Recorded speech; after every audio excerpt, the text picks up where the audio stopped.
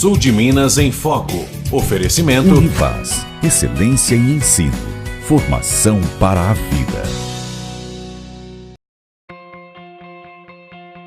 Criada há mais de 45 anos, a Universidade do Vale do Sapucaí oferece cursos de graduação nas áreas de saúde, exatas, humanas, licenciaturas e tecnologias.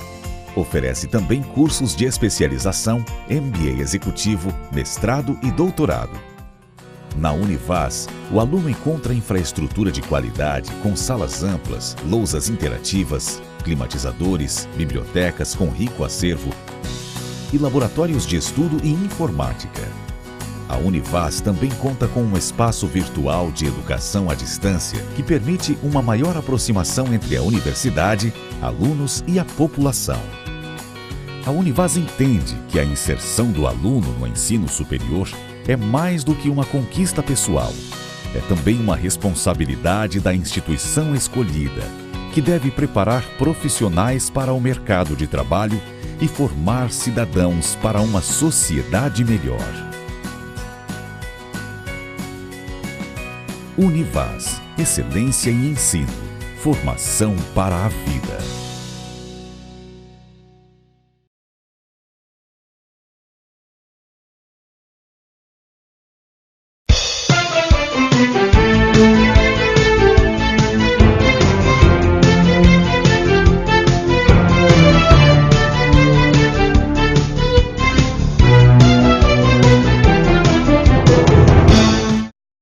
Salve, salve, amigos telespectadores da TV Libertas! Está no ar mais uma edição do programa Sul de Minas em Foco, sua revista eletrônica que vai ao ar de segunda a sábado, 9 horas da noite, aqui pela TV Libertas, que é sintonizadas nos canais 27 UHF, no canal 35 HF, pega a região de Santa Rita do Sapucaí, São Sebastião da Bela Vista, Cariaçu, essa região aí, e também no canal 35, já falei, no canal 24 de Paraisópolis, região de Paraisópolis, UHF, 12 Mastercabo, também você confere a programação da TV Libertas, programa Sul de Minas em Foco, que vai ao ar sempre às 9 horas da noite.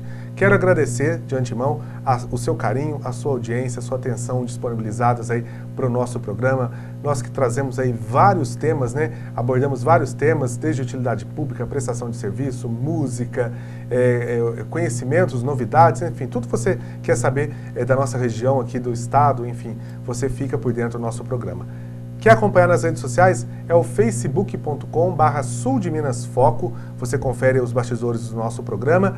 No youtube.com/Sul de Minas em Foco, você também fica por dentro desse e outros programas e quer dar sugestões, críticas, elogios, suldeminasemfoco@gmail.com é o nosso contato. Sou o jornalista Lucas Silveira, agradeço de antemão a sua audiência, a sua companhia. Vocês devem estar vendo aqui do meu lado, nossa, o Lucas está patriota, né? Está com a bandeira do Brasil aqui do lado dele, mas hoje é um tema que a gente vai falar que está tomando aí grandes proporções nas redes sociais. Quem me segue também no meu perfil deve imaginar assim, o Lucas também anda tendo uma caída aí para a monarquia. Eu adoro história e conhecendo um pouco mais da história do Brasil, eu fiquei, confesso aí, apaixonado pela monarquia. O Brasil, na época de Dom Pedro II, aí teve um dos melhores empenhos aí da economia, da educação, investimentos. Foi nessa época que o Brasil deu um salto muito grande na época do Império, e diante aí das confusões políticas que a República tem apresentado aí, cada vez mais cresce o número de pessoas a favor da monarquia, do círculo pró-monárquico. Em Pouso Alegre não é diferente não, tem um grupo aqui em Pouso Alegre que já está vestindo a camisa, um grupo que está crescendo. Eu estou aqui com o Guilherme Campos, ele é um dos idealizadores e representantes aí desse movimento pró-monarquia, que trouxe também um companheiro também que está junto ali, que é Tiago Melo, né? Matheus Melo. Matheus Melo também faz parte desse movimento. E olha aqui do meu lado, aqui, olha, tem a bandeira, eu vou pedir pro Guilherme me ajudar aqui, olha só, essa bandeira, não sei se tem como o Mário fechar nela aqui, Mário, é a bandeira do Brasil, mas da época do Brasil imperial. E que, por sinal, vocês podem perceber as cores da bandeira. Vou pedir para o Guilherme, né, se apresentar. Boa noite, Guilherme. Boa noite, Matheus. Prazer recebê-los. Boa noite, Lucas. O prazer é nosso, né?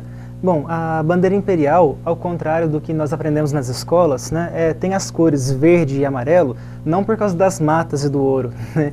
Essa é uma lenda, né, que eu honestamente não sei de onde veio. Né? Provavelmente. Que pegou nas escolas, acho que você até hoje né? ensina isso. Né? Olha, eu aprendi as cores da bandeira dessa forma. Eu também aprendi. Mas o que acontece é que o verde, ao fundo da bandeira, é a cor representativa da Casa de Bragança, que é a família do Dom Pedro I, né?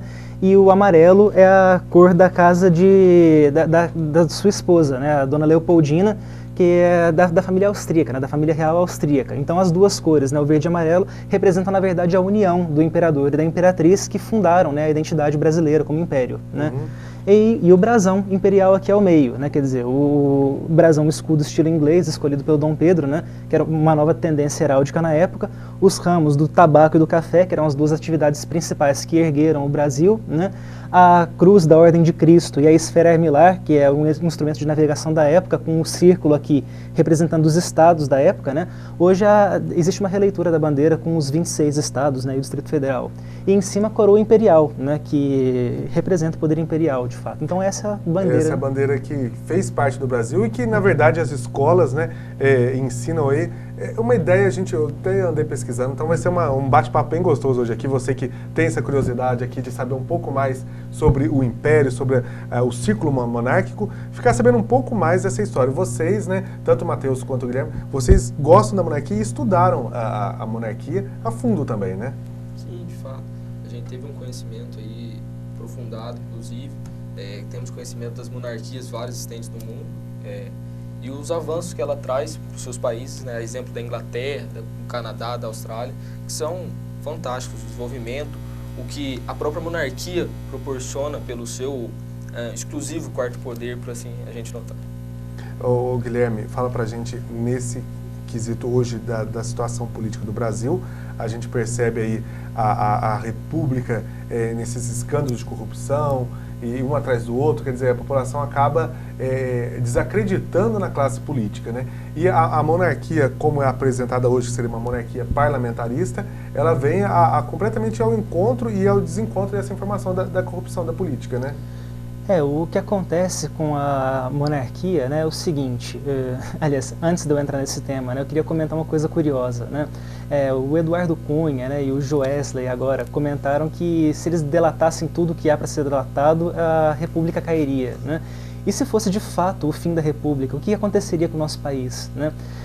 A família imperial ela tem uma resposta pronta, né? Quer dizer, nós vimos aí uma manifestação, né, gigantesca em 2013 contra a presidência da República, não só a presidência em si, né, mas contra todo o governo, né, o povo insatisfeito, sem saber direito o porquê, né?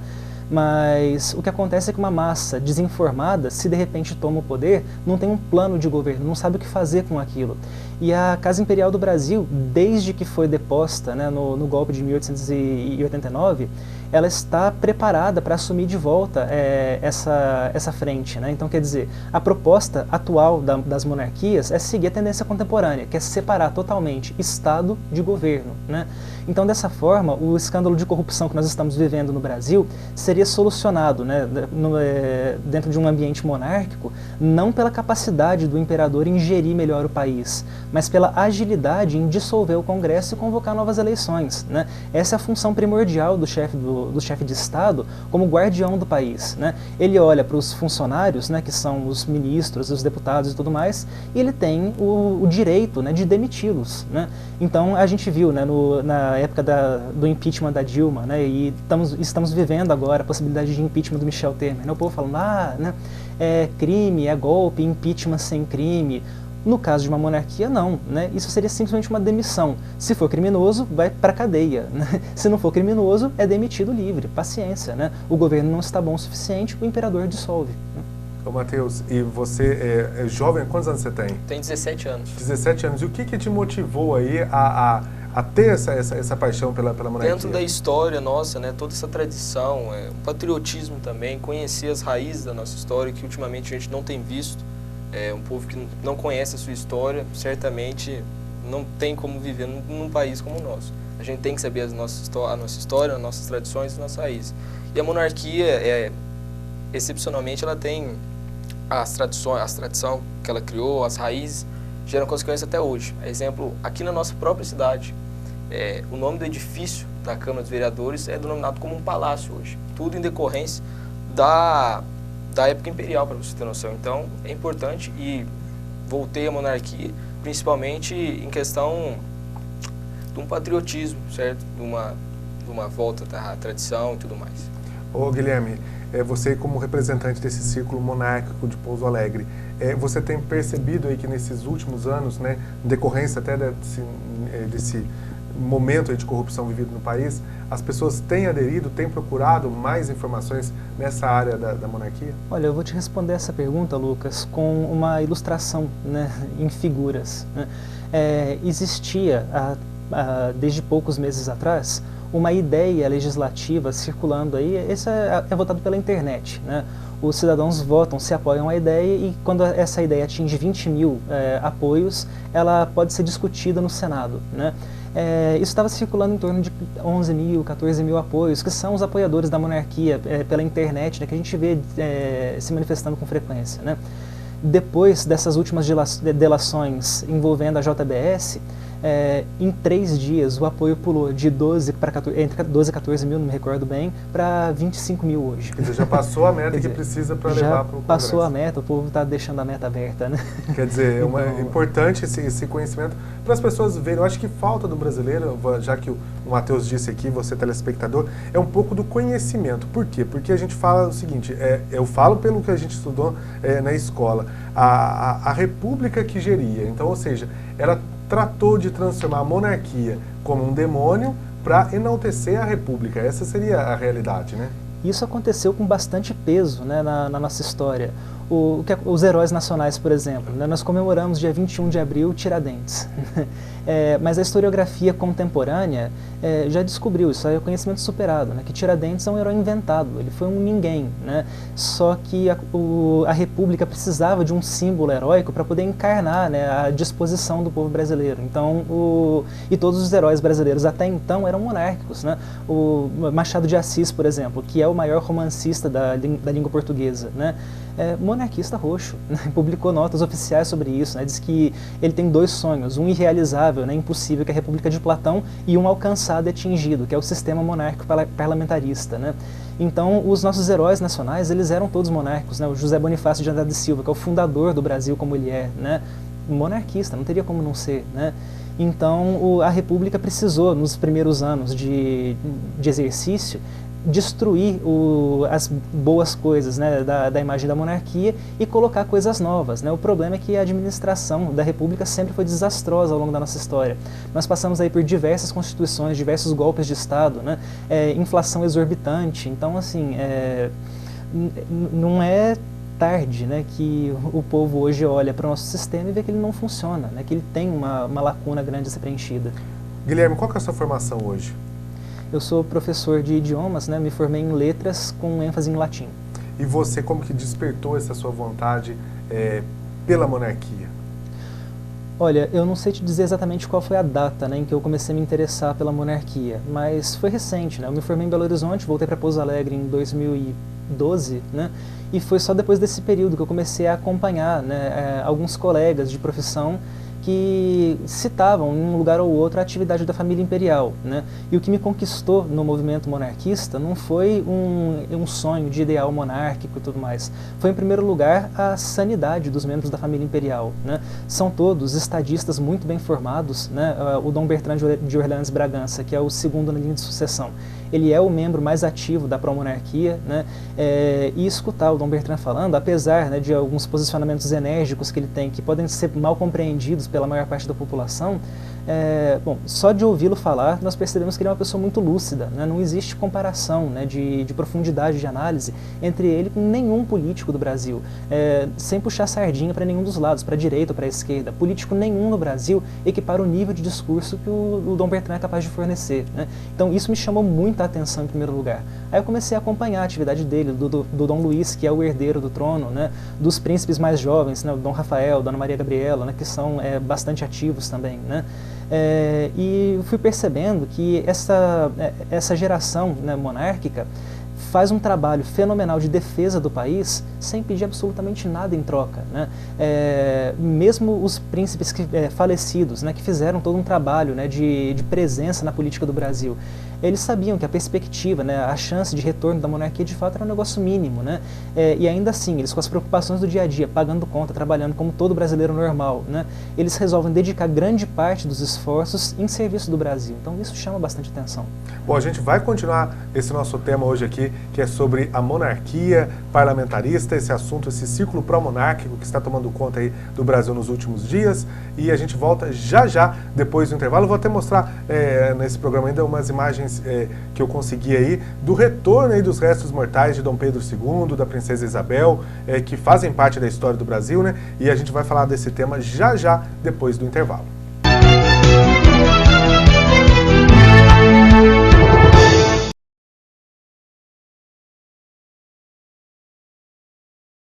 A ACIPA nasceu para fortalecer o associativismo. Seja um associado.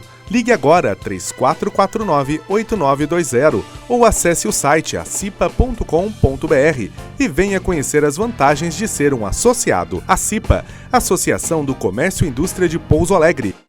Ninguém sabe ao certo a receita do amor, do sucesso e da felicidade. Mas para conquistar a medida certa de tudo isso, é necessário estar próximo de quem você confia. A Drogaria Americana está sempre ao seu lado com tudo o que você precisa, receitando carinho, cuidado e atenção para você ter mais saúde e qualidade de vida. Drogaria Americana, a rede de farmácia do seu jeito. Passear com a família, curtir a vida com seu poçante. Mas espera aí, tanque vazio?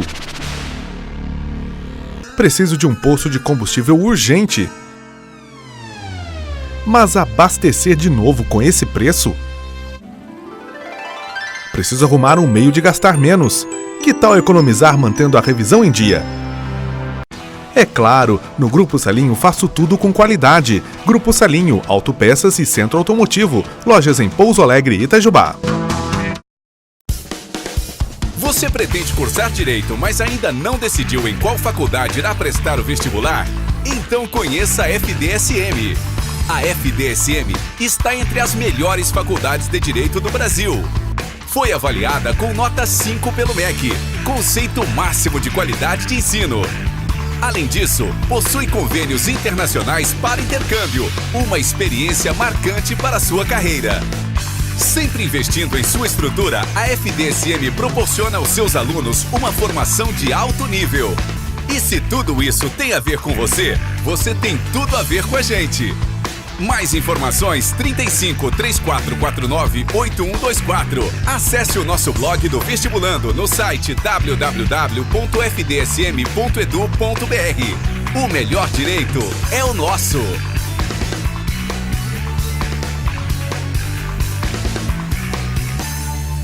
A TV Libertas transmite todo domingo às 10h30 da manhã, direto da Catedral Metropolitana, a Santa Missa. Um momento de fé e reflexão. Apoio cultural Celinho Autopeças, Hexacor, Faculdade de Direito do Sul de Minas, Arte Imagem, Menino e Menina Moda Infantil, ACIPA, H. Alvarenga Materiais para Construção, Carvalhais Iluminação, Clínica Santa Lúcia e Laboratório Imune. Preocupada com o bem-estar da população, a Aviação Princesa do Sul desenvolve um trabalho de qualidade, segurança, comodidade e conforto. Há mais de 20 anos, a Aviação Princesa do Sul busca prestar os melhores serviços a toda a comunidade pouso-alegrense. A Aviação Princesa do Sul marca uma nova fase em Pouso Alegre. Viação Princesa do Sul, genuinamente pouso-alegrense. 3449-5656. Criada há mais de 45 anos, a Universidade do Vale do Sapucaí oferece cursos de graduação nas áreas de saúde, exatas, humanas, licenciaturas e tecnologias. Oferece também cursos de especialização, MBA executivo, mestrado e doutorado. Na Univaz, o aluno encontra infraestrutura de qualidade com salas amplas, lousas interativas, climatizadores, bibliotecas com rico acervo e laboratórios de estudo e informática. A Univaz também conta com um espaço virtual de educação à distância que permite uma maior aproximação entre a universidade, alunos e a população. A Univaz entende que a inserção do aluno no ensino superior é mais do que uma conquista pessoal. É também uma responsabilidade da instituição escolhida, que deve preparar profissionais para o mercado de trabalho e formar cidadãos para uma sociedade melhor. Univaz, excelência em ensino, formação para a vida.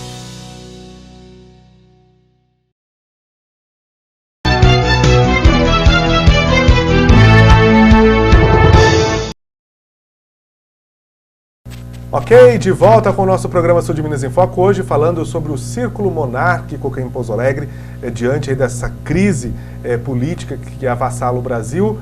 Surgem aí, como diz aqui o Guilherme, mais de 25 mil assinaturas já pode entrar em discussão no Congresso Nacional a possibilidade do retorno da monarquia no Brasil, que vem tomando conta até pela estabilidade, pela forma de governo.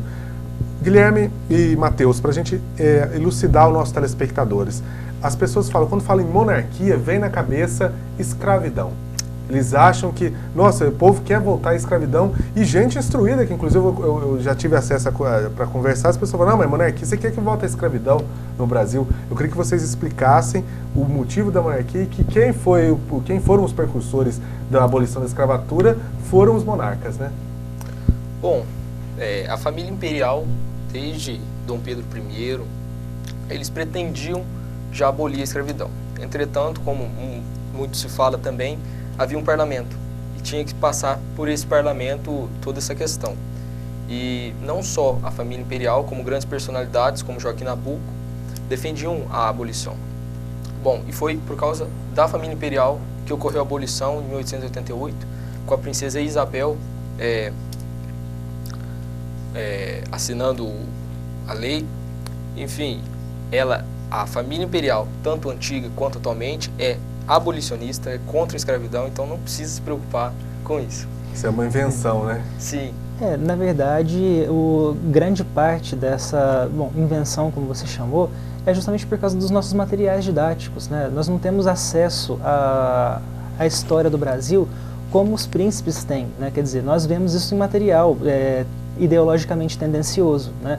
Os príncipes veem a história porque é uma história que o avô contou, quer dizer, eles são o mais próximo de fonte primária que nós temos por aqui, né? E o próprio relato dos príncipes conta alguns detalhes interessantes, né? Como o fato de que a família imperial, ao longo do império, não teve escravos, né? Todos os escravos que eram adquiridos eram imediatamente libertos, né? Então, isso é algo que deve pesar em favor, né, da limpeza dessa imagem, né? Um outro detalhe também é que, existe uma tendência na historiografia contemporânea de dizer que a abolição da escravatura, apesar de ter partido de uma iniciativa da coroa, né, era um movimento inevitável, porque havia pressão da Inglaterra, havia pressão de outros países, né, quer dizer, o mundo inteiro estava abolindo a escravatura, né? Só que independentemente disso, né, o Brasil não tinha que lidar simplesmente com o mundo inteiro, tinha que lidar com uma elite que era escravagista, né? E esse é o nosso problema até hoje, a nossa elite escravagista, né, que ainda é a oligarquia que manda no país até hoje, nunca foi a favor dessa abolição, né? A própria princesa Isabel, quando assinou a Lei Áurea, ela sabia que estava perdendo o trono naquele ato, né? E a frase dela foi verdadeira: 1000 tronos eu tivesse, 1000 tronos eu daria para libertar os escravos do Brasil. Então acabou, né? Mesmo que fosse uma questão de pressão estrangeira, né? Ela assinar a sentença de morte do trono brasileiro, né? Entregar o que ela tinha para poder libertar os escravos, tem de significar alguma coisa. Bom, eu selecionei agora que a gente vai acompanhar algumas imagens da chegada aí dos restos mortais, né? Porque só antes da gente chamar, lembrando que eles foram deportados, né? No fim com a proclamação da República, né?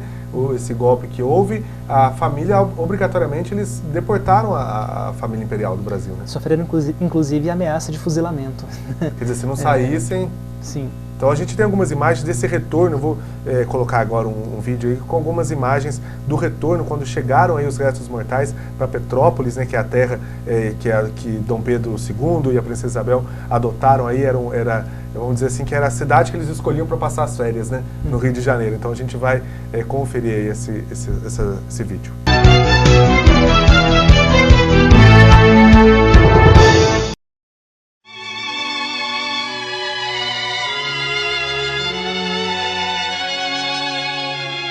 princesa Isabel e seu marido, Conde de, faleceram na França em 1921.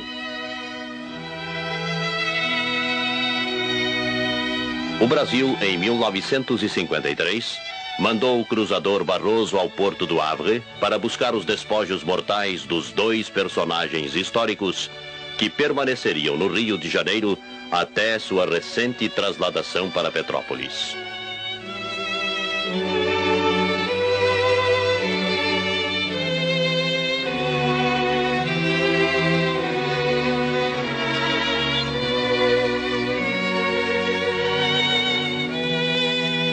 A cidade fluminense recebeu comovida os restos mortais daqueles que em vida tanto a apreciaram.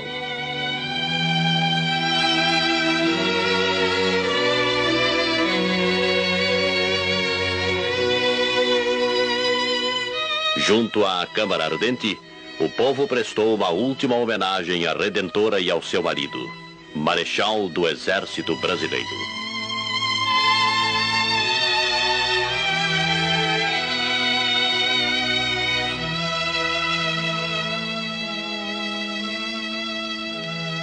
No cortejo pela rua, desfilaram os membros da família imperial.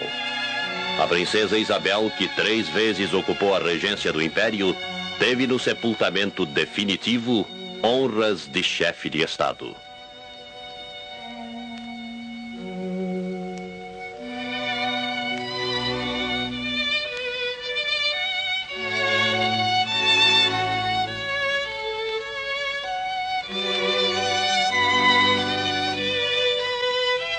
A imponente Catedral de São Pedro de Alcântara, em Petrópolis, será a morada derradeira dos príncipes, atendendo ao desejo expresso em vida pela princesa de ali repousar eternamente.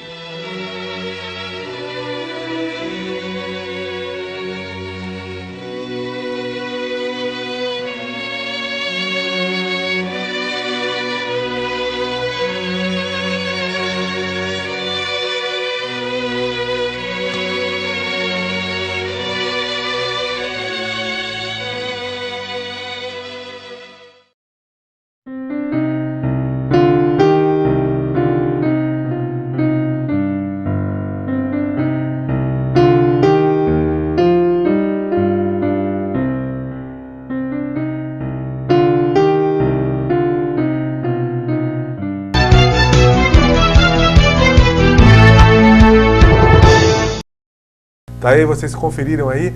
E quando chegou ali, foi assim, os restos mortais, já é uma forma que isso aconteceu na ditadura militar, foi uma forma de reconhecimento da importância do Império no Brasil na época, no início, né, do nosso país, né, Guilherme?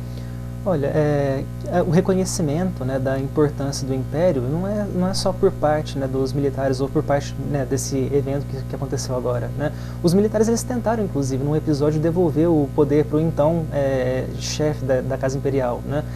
A Casa Imperial que recusou, disse que não queria retornar ao poder por uma artimanha republicana, né? Mas, enfim, o prestígio da família imperial é algo que existe até hoje, né?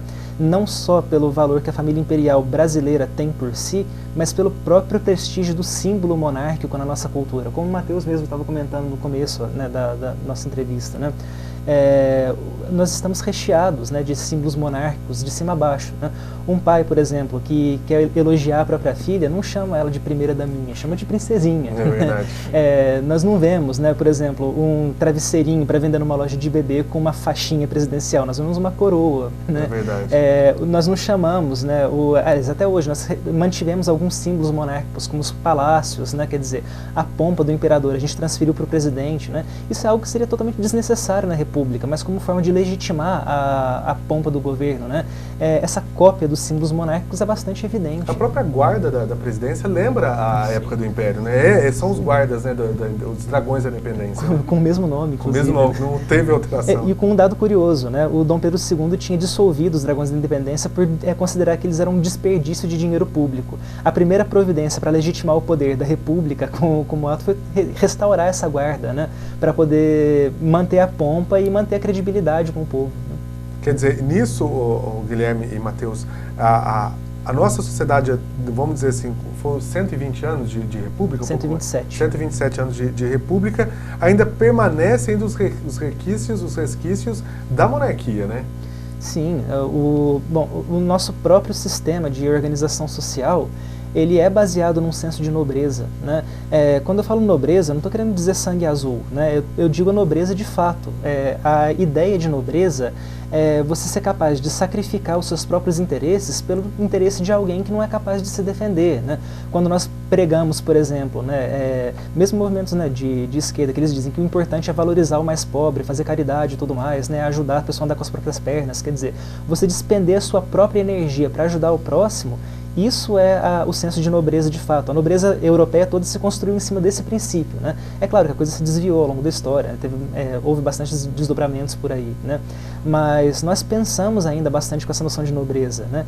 E uma casa imperial que tenha se legitimado em cima dessa noção de nobreza e mantém as tradições até hoje é um símbolo bastante pesado. Isso é uma força de legitimidade que fala alto, né, num momento de crise que nem o nosso. Só para o pessoal de casa entender, numa possível restauração da monarquia parlamentarista no Brasil, as eleições para município, para estado, permaneceriam iguais, né? Sim, a proposta da Casa Imperial, inclusive proposta oficial, num material lançado pela própria Casa Imperial, que é essa cartilha monárquica, né, diz isso, né, que, assim, num movimento ideal, né, se restauraria a Constituição de 1824, feitas as devidas emendas, né, para adaptar a Constituição para a realidade de hoje. E só abrindo um parêntese, essa Constituição de 1824, ela foi tipografada aqui em Pouso Alegre, através do senador José Bento, que é um dos fundadores de Pouso Alegre. A gente não pode negar o papel, a influência do senador José Bento que teve na monarquia. Ele foi senador do Império, esteve junto lá no Império, amigo pessoal do Regente Feijó, que cuidava, né, do Dom Pedro I.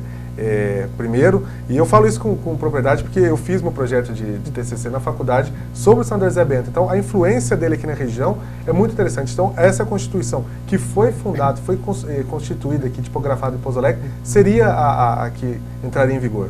Sim.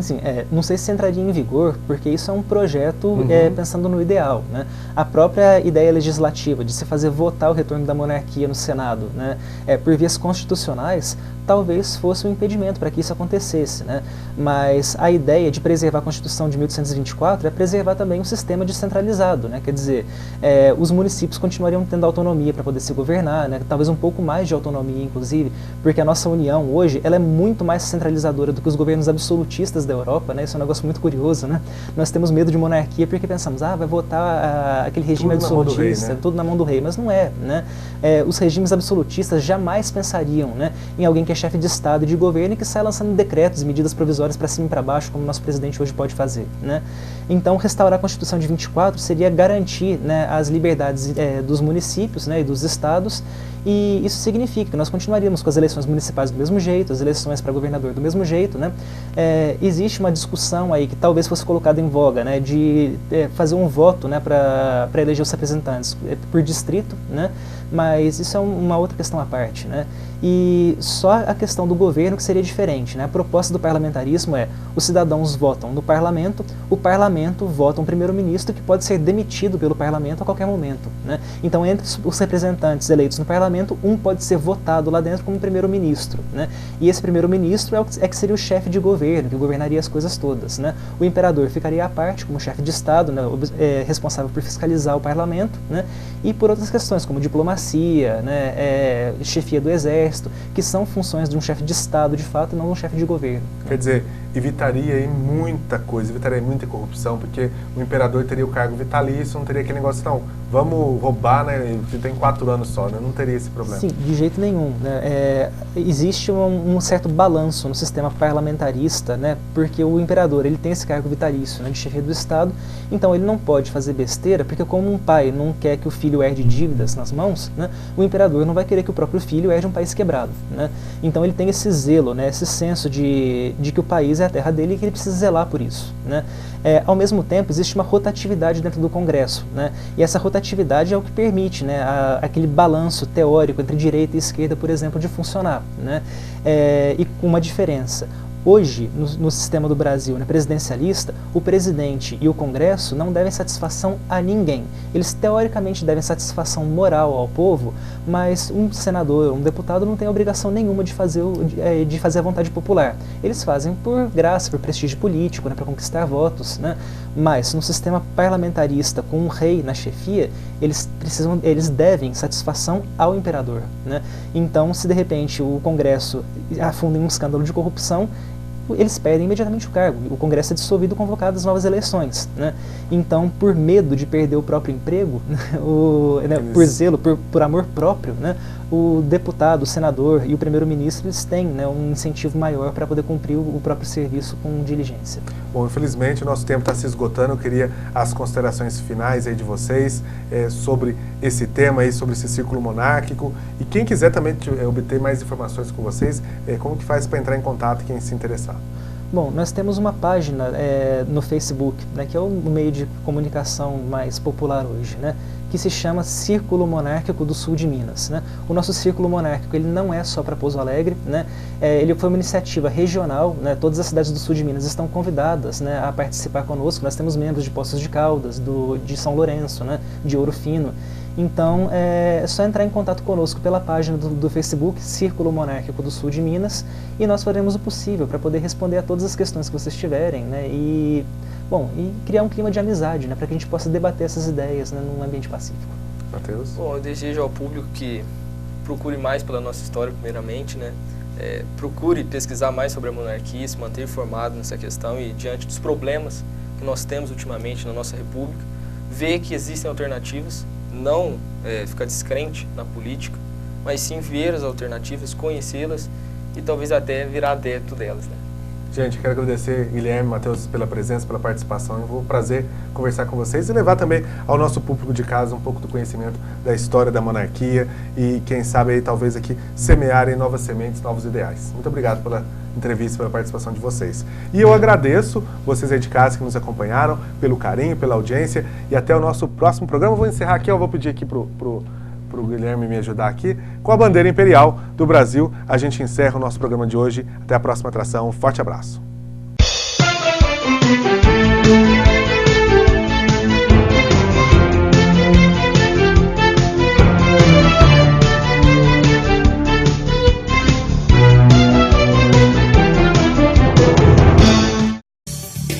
Sul de Minas em Foco.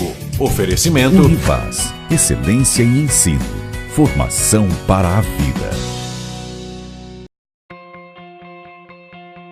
Criada há mais de 45 anos, a Universidade do Vale do Sapucaí oferece cursos de graduação nas áreas de saúde, exatas, humanas, licenciaturas e tecnologias.